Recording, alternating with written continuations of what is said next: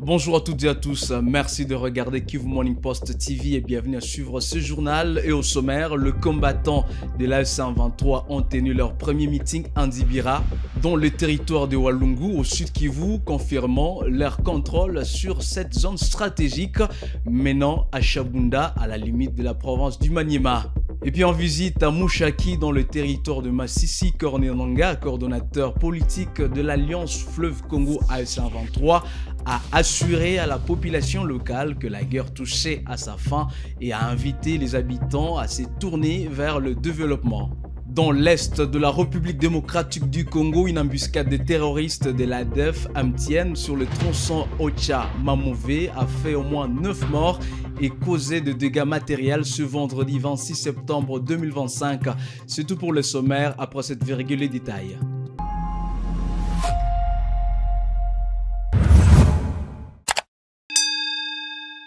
Bonjour à tous. Les combattants de l'AS123 ont organisé leur premier meeting en Dibira dans le territoire de Walungu, au sud Kivu, ce vendredi. Contrairement aux rumeurs, ils contrôlent cette zone stratégique qui mène à Chabunda, à la limite de la province du Maniema.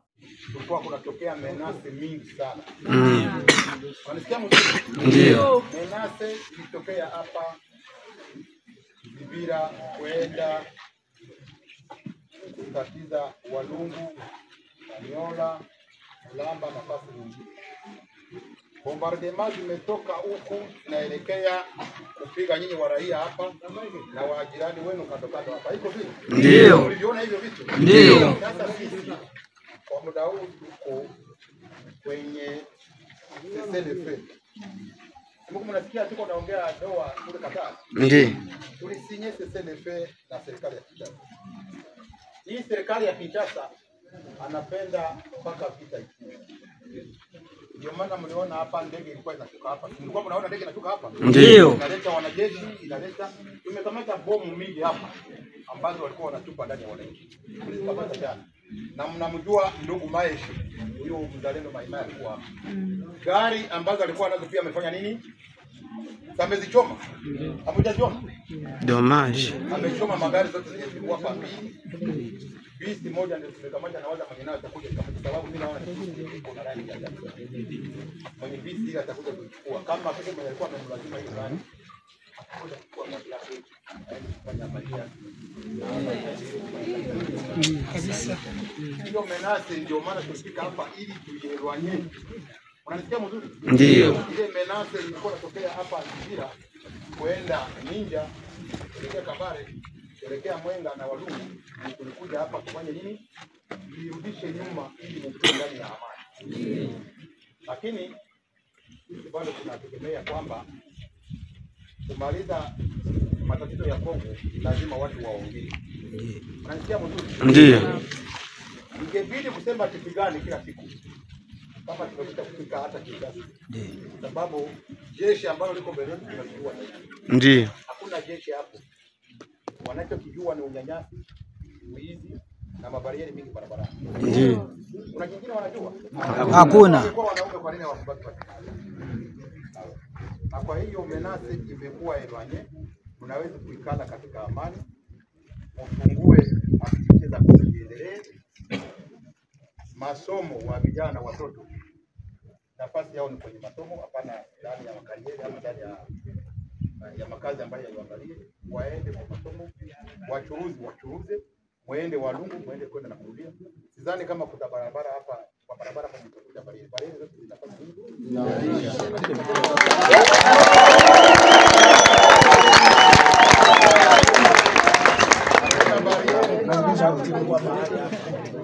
Mtatembea mnaenda Walungu hadi Bukavu na kuna kwenye taifa barieri. Unanisikia vizuri? Ndio. Hatuko katika hii miaka ya ukoloni hiyo ya kusema mchuruzi hawezi kupatikana na shida wakati anatembea kwa njia. Na kwa hiyo ninawaomba kitu kimoja ambacho nimeona kinafanyika hapa.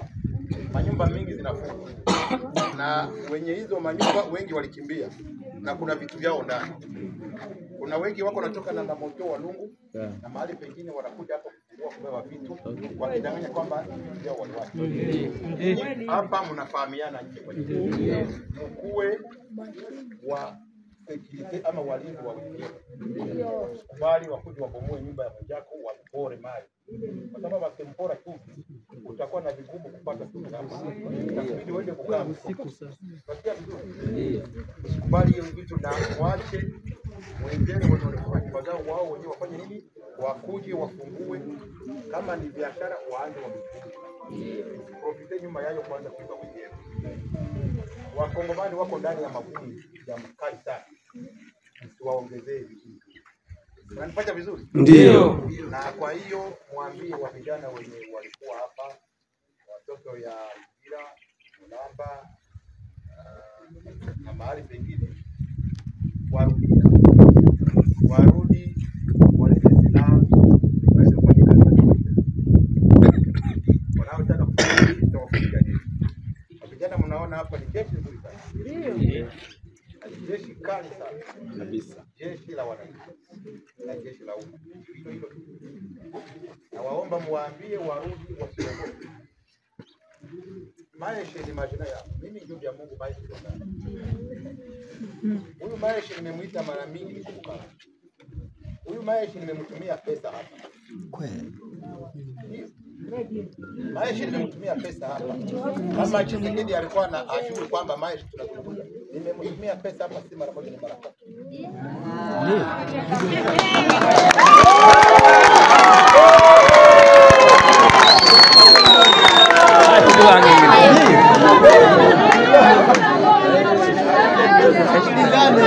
Unyamaze sasa tusikie. Unakuwa Je l'ai également annoncé dans le sommaire en visite ce jeudi 25 septembre à Mushaki dans le territoire de Masisi.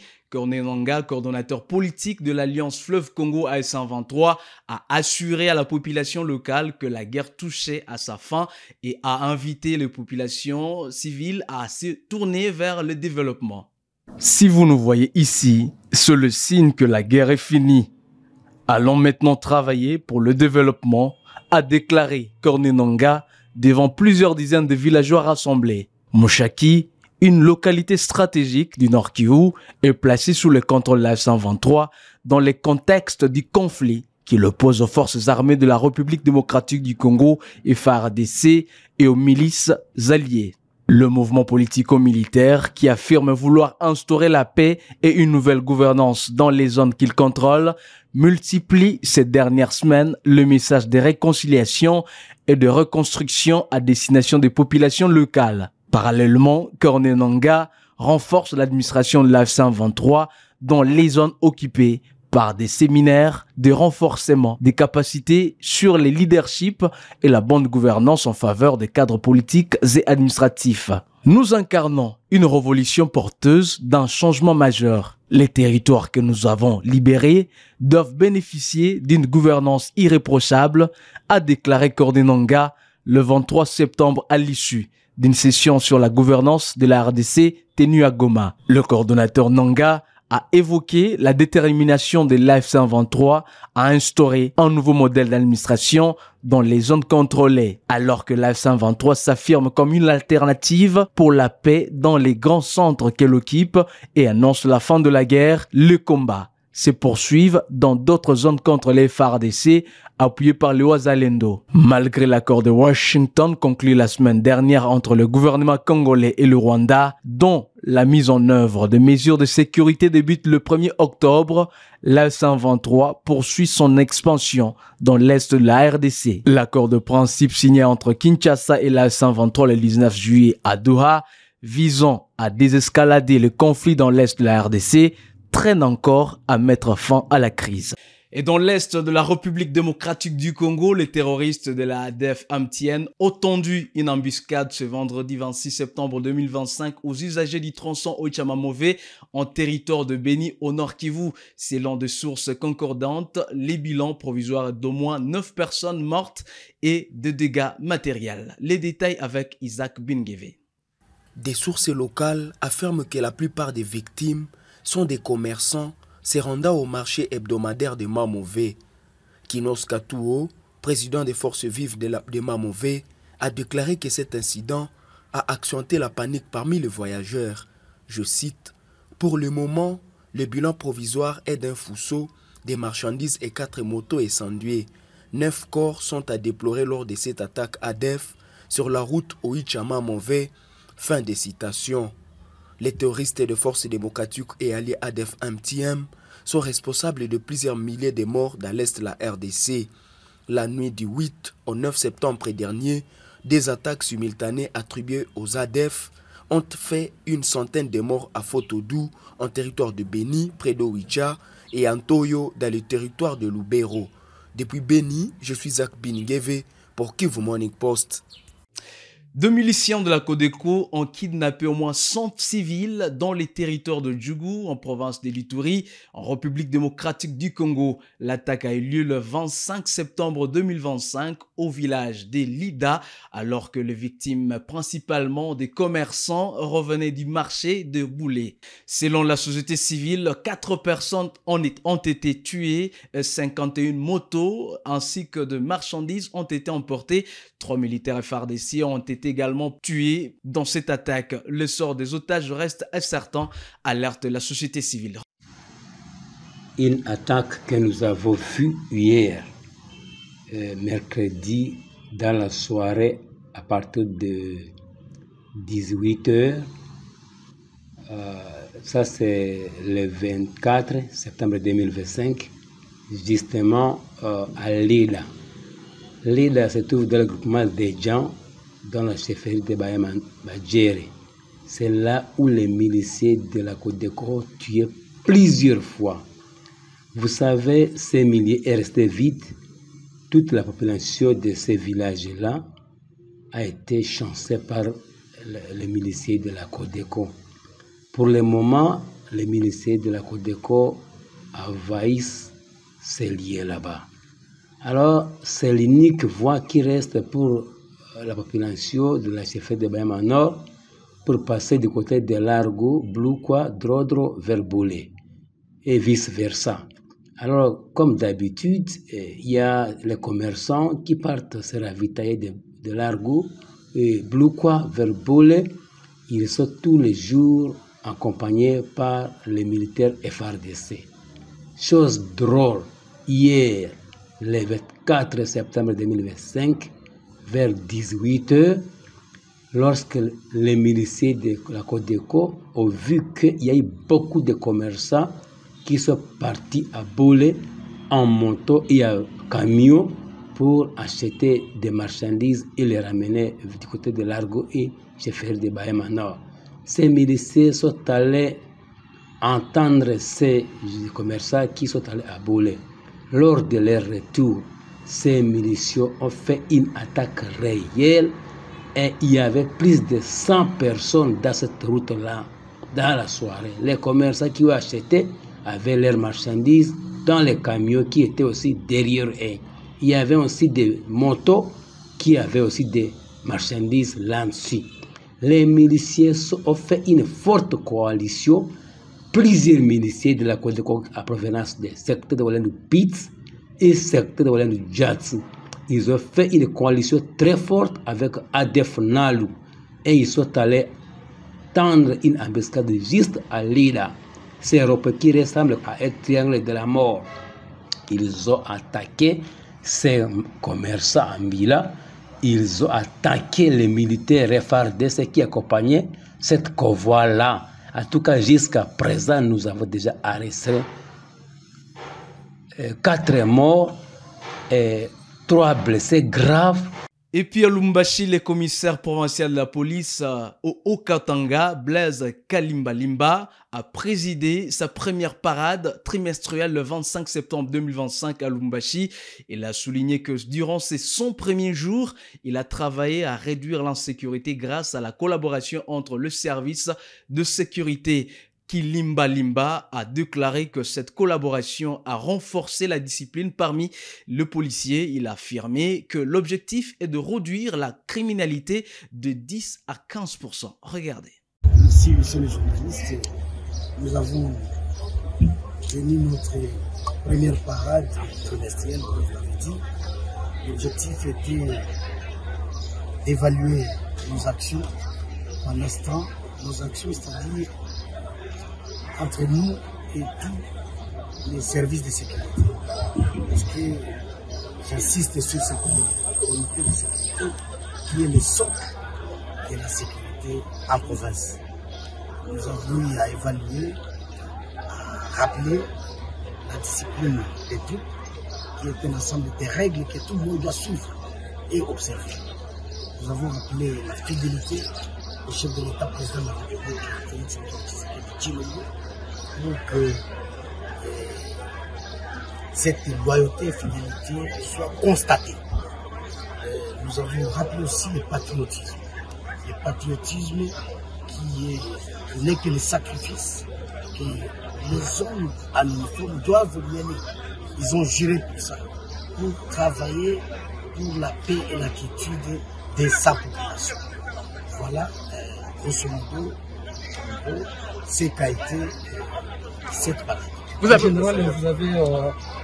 il y a vraiment la collaboration, ce qui montre qu'il y a la discipline. Il y a la discipline, il y a la collaboration. Tout est humain et nous avons encore du chemin à parcourir comme service de sécurité. Donc, les policiers, les militaires, tous les services se sont donnés corps et âme pour réduire la criminalité dans les Hauts-Katanga. Nous sommes déjà à un niveau. La parade d'aujourd'hui, c'est pour que partir de là où nous sommes déjà, pour ne pas descendre, mais aller encore plus haut, pour réduire encore davantage jusqu'à rester peut-être à 15% ou 10% de sécurité. Toujours dans les Hauts-Katanga, le ministre des Infrastructures, John Banza, a commencé une tournée d'inspection de routes en République démocratique du Congo. Il a visité l'ancien Katanga pour évaluer les routes à péage le 25 septembre 2025. Accompagné du gouverneur Martin Kazembe et d'autres personnalités, il a d'abord observé les postes de péage de Kanyaka. Banza a ensuite visité le poste de péage de Kasumbalesa où il a découvert un système de caméras pour surveiller les opérations sur l'axe Kasumbalesa-Mokombo-Sakanya. Il a vu un nouveau portique combinant péage et passage. Sur la route Lubumbashi-Kasumbalesa, le ministre John Banza Lunda, qu'accompagnait le gouverneur ad intérim de la province du Haut-Katanga, Martin Kazembe, et quelques députés, sous la conduite du directeur général de l'Agence congolaise des grands travaux, a marqué un premier arrêt au poste de péage de Kanyaka. Nico Nzaou a notamment fait savoir que sous peu, tous les postes de péage au pays seront automatisés. Le concessionnaire SGR a présenté au ministre et ses accompagnateurs le fonctionnement du poste de péage installé pour lutter contre la surcharge qui détruit précocement la route. Il a par la suite présenté succinctement comment se fait le paiement qui donne droit au passage à chaque type de véhicule. Attentif, le ministre a posé plusieurs questions d'éclaircissement auxquelles des réponses lui ont été fournies, notamment par la coordination qui contrôle et certifie les recettes. Un second arrêt pour cette première route a été observé au poste de péage de Kasumbalesa village. Le cap a par la suite été mis sur la route Kasumbalesa-Mokambo-Sakanya. Ici, c'est le concessionnaire Jayou qui opère. Nouveau type de portique pour le poste de péage, couplé au poste de pesage, avec des cabines d'un autre modèle, mais le même principe. Chaque type de véhicule s'acquitte d'un droit de passage pour utiliser la route. Le ministre, qui tient à plus de rentabilité de ces routes concédées, a souhaité que l'opération d'automatisation des postes de péage s'accélère, car ceci permettra de mieux contrôler les recettes. Le ministre a par la suite poursuivi son périple jusqu'au port sec de Lukangaba, à la frontière avec la Zambie. Ici, outre les bureaux administratifs, il a pu observer les immenses parkings à l'import comme à l'export. C'est d'ici qu'il s'est exprimé en ces termes. Nous sommes en train d'inspecter les travaux qui sont faits sur ces tronçons. En même temps, avoir une idée pour essayer d'évaluer le fonctionnement des différentes concessions. Et ici, nous sommes au port sec de Sakanya, où nous sommes témoins des œuvres que réalise son Excellence Monsieur le Président de la République, chef de l'État, Félix Antoine Tshilombo, sorti des terres cette route n'a jamais existé. Et je peux vous assurer que c'est l'une des meilleures routes de la République. Et nous sommes devant ce port sec qui est construit il y a juste 2 ans par le président de la République. Et donc c'est une preuve de grandeur qu'il a pour son pays. Parce que si vous regardez juste en face, c'est la Zambie. Et vous pouvez vous faire une idée quand vous comparez ce qui est de l'autre côté et chez nous ici. Au moins pour quelques rares fois, le Congo est au-dessus de ses voisins en termes des infrastructures. Et ça, c'est le mérite de son Excellence, Monsieur le Président de la République, chef de l'État, Félix-Antoine Tshisekedi Tshilombo. Et puis à Kinshasa, le chantier du pont Kabou avance rapidement. Le radier fondation essentiel a été coulé avec succès. Les équipes travaillent maintenant sur le coulage de pied 3 après avoir fabriqué les armatures dit tablier. Kevin Bakaba, directeur provincial de la CGT Kinshasa, exprime sa confiance dans l'avancement des travaux. Regardez. Le chantier du pont cadre de l'avenue Kassavubu à Kabu, communément appelé Pont Gabi, avance à un bon rythme. Après les travaux de ferraillage, le radier, qui est la fondation clé de la future structure, a été coulé avec succès, marquant une étape décisive dans la construction du pont. Pour le moment, les équipes s'attellent au coulage progressif des pieds droits avec la fabrication des armatures du tablier à l'atelier de ferraillage. Cette opération se poursuit par le bétonnage et le coffrage métallique des pieds droits sous la supervision attentive de l'ingénieur Thierry Mointoté, chef de mission de l'Agence congolaise des grands travaux. Ces travaux sont exécutés par des ingénieurs et des ouvriers de l'entreprise congolaise Nosotem qui a donné au gouvernement les garanties du respect strict des normes techniques. Il est question pour toutes ces parties prenantes de conclure avec succès et efficacité ce projet stratégique pour l'écoulement des eaux dans la capitale. Le directeur provincial de la CGT à Kinshasa, Kevin Babakalelo, est confiant. Cet ouvrage bien exécuté sera livré dans les délais. Nous voulons nous assurer que les travaux se déroulent très bien et que les plannings établis pour ces travaux est suivi de manière correcte.